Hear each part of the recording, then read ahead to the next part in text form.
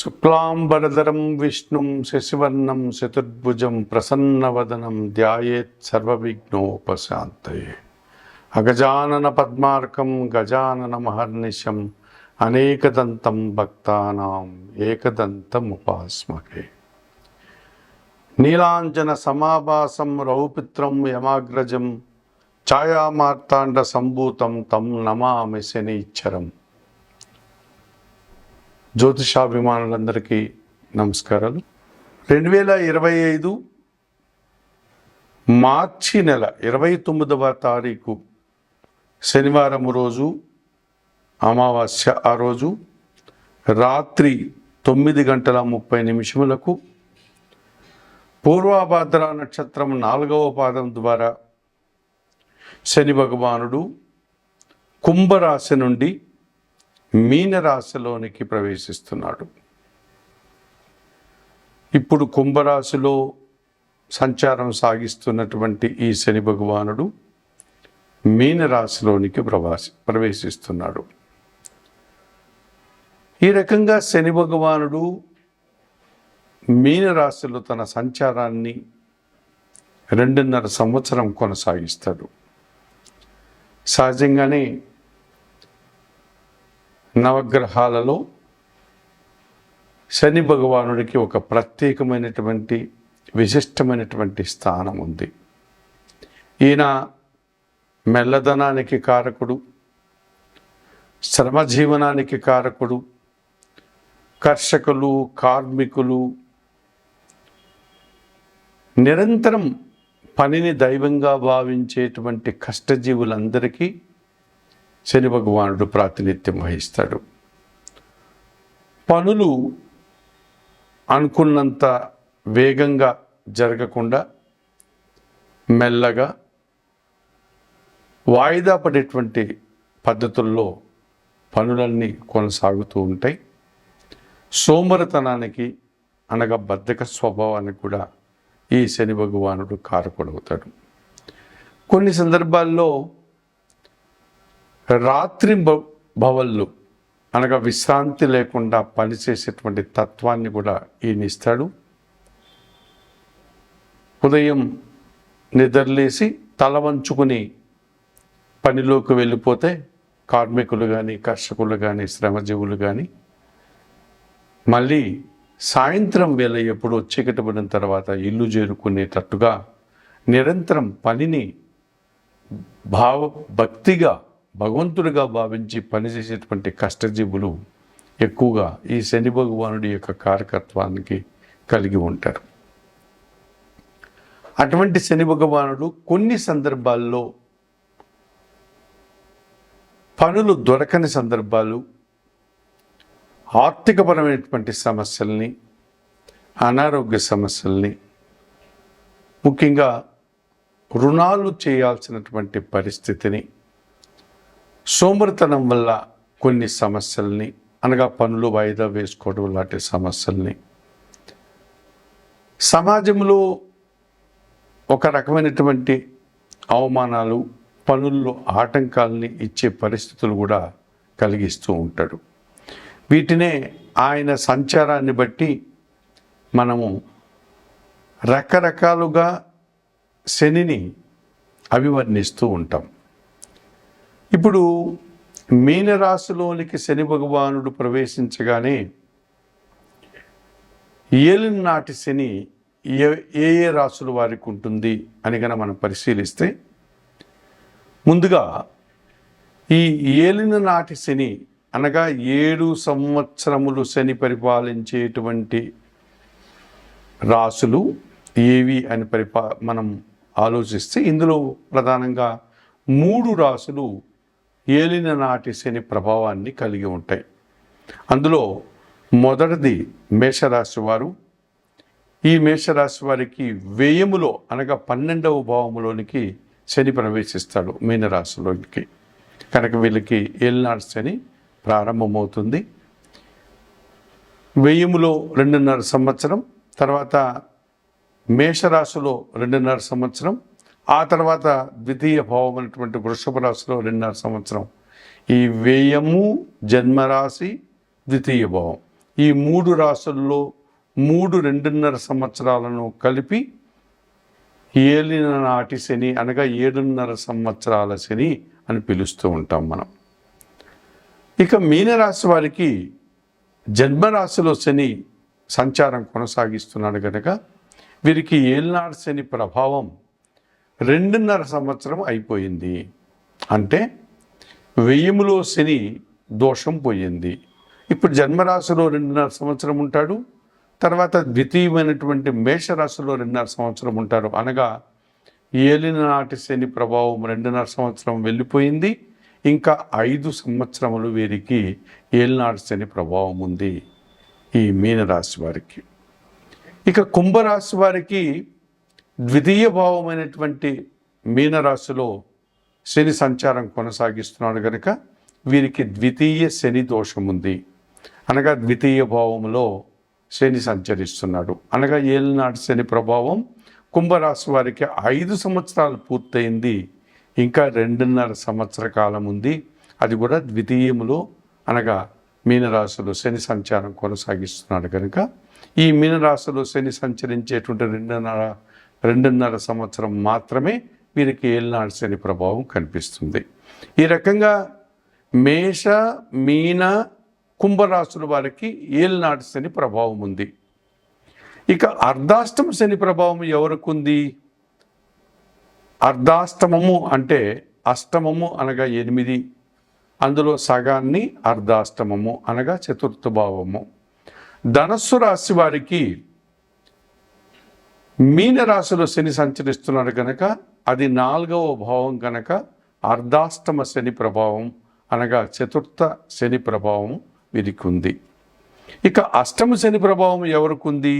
సింహరాశి వారికి అష్టమ భావంలో అనగా మీనరాశిలో శని సంచరిస్తున్నాడు కనుక అష్టమ శని ప్రభావం అనగా అష్టమ శని దోషం వారికి ఉంది. కనుక మేష మీన కుంభరాశుల వారికి ఏలినాటి శని ఉన్నారు. మీన రాశులకి శని రావడం వల్ల ఈ 3 రాశులకి ఏలినాటి శని ప్రభావం ఉంది. ఈ మేష మీన కుంభరాశులకు. ధనస్సు రాశి వారికి చతుర్థ భావం అనగా అర్ధాష్టమ శని ప్రభావం ఉంది. సింహరాశి వారికి అష్టమ శని ప్రభావం ఉంది. మరి శని ఎవరికైనా బాగా 100% శుభ ఫలితాలని శని యోగాన్ని ప్రసాదిస్తాడా అని పరిశీలిస్తే శని యోగం ఇచ్చేటువంటి రాసులు కూడా 100% శుభ ఫలితాలను ఇచ్చేటువంటి రాసులు కనిపిస్తున్నాయి. ఇందులో వృషభ రాశి వారికి లాభభావములో 11వ భావంలో శని సంచరించడం వల్ల వీరికి 100% శుభ ఫలితాలు రావడానికి అవకాశం ఉంటుంది. తులారాశి వారికి షష్టమ భావములో అనగా విక్రమ భావంలో శని సంచరిస్తున్నాడు కనుక వీరికి కూడా శని 100% యోగించేటువంటి పరిస్థితి కనిపిస్తుంది. మకర రాశి వారికి తృతీయ భావంలో అనగా 3వ భావంలో శని సంచారం కూడా 100% శుభ ఫలితాలను అందిస్తుంది. కనుక శని యోగం వల్ల వృషభ రాశి వారికి లాభభావంలో శని, తులారాశి వారికి షష్టమ భావంలో శని, మకర రాశి వారికి తృతీయ భావంలో శని 100% శుభ ఫలితాలను అందిస్తారు. అలాగే శని ఒక 50% నుంచి 60% వరకు శుభ ఫలితాలను అందించేటువంటి రాశులు కూడా ఒక 2 కనిపిస్తాయి మనకు. ఇందులో ఈ 60% శని ప్రభావం కలిగినటువంటి రాశి మిథున రాశి అని చెప్పుకోవచ్చు. ఎందుకంటే మిథున రాశి వారికి దశమ భావములో శని సంచరిస్తున్నాడు.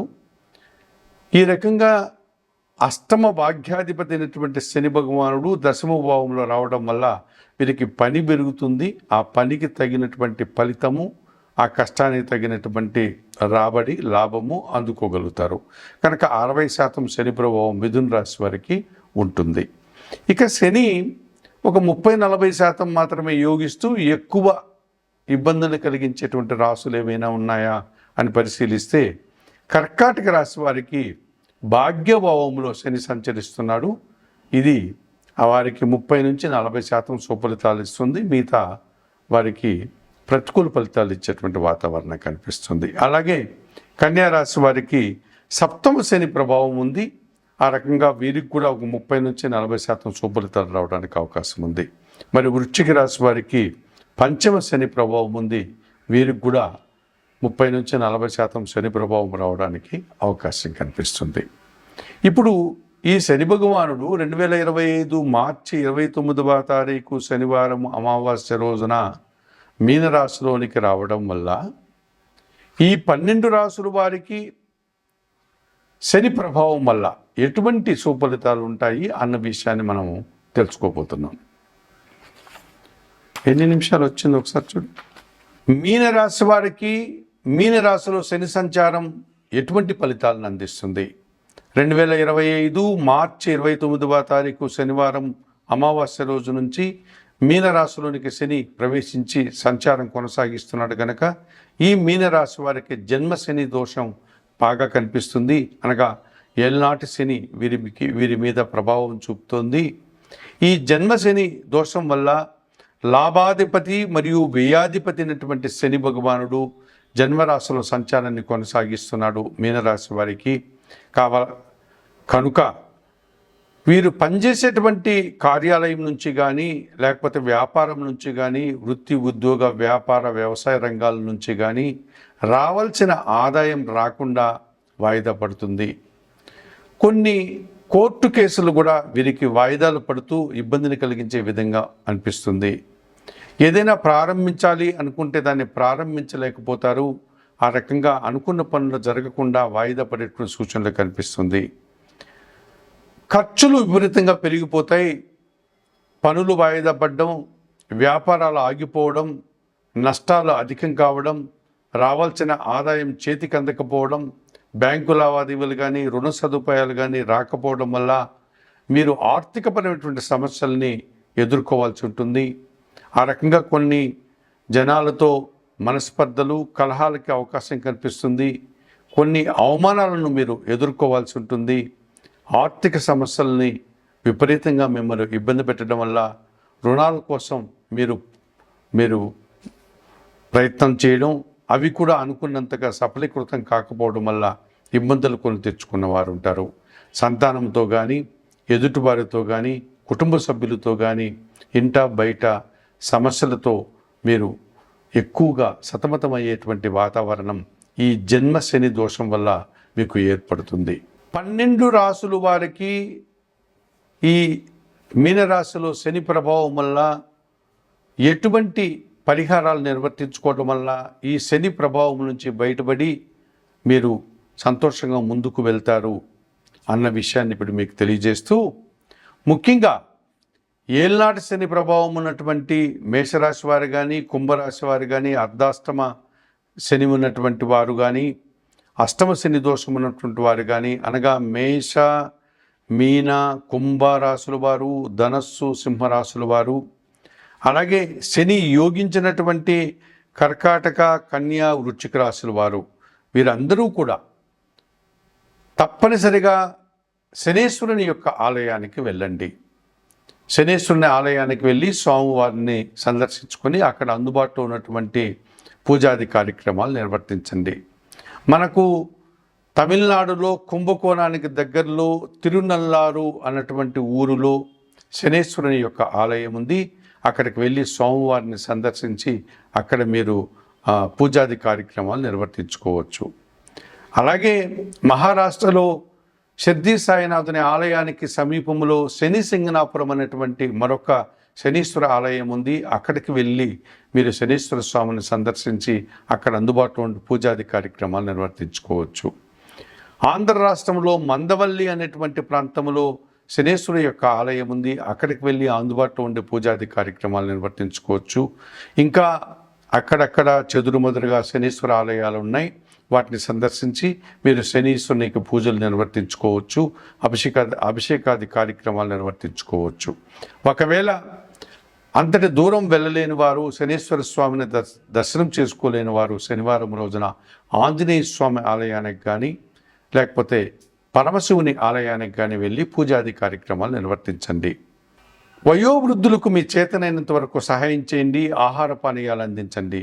గోవులకు సేవ చేయండి. 1 కేజీ నల్లద్రాక్ష కానీ నేరేడు పళ్ళు కానీ వయోవృద్ధులకు పేదలకు దానం చేయండి. వస్త్రపానీయాలు అందించండి.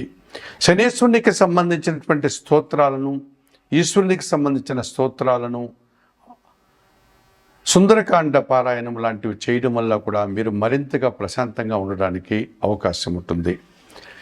శని భగవాని యొక్క ఐక్యతను పొందాలి అనుకున్నటువంటి వారు గాదిత్య కౌశిక చైవ పిప్పలాదో మహాముని కోనస్థ పింగళో బభ్రుః కృష్ణ రౌద్రాంతకో యమః సౌర్హి శనీశ్చరో మందః పిప్పలాదేన సంస్థుతః ఏతాని దశనామాని ప్రాతరుత్థాయ యః పఠేత్ శనీశ్చర కృతాపీడా న కదాచిత్ భవిష్యతి.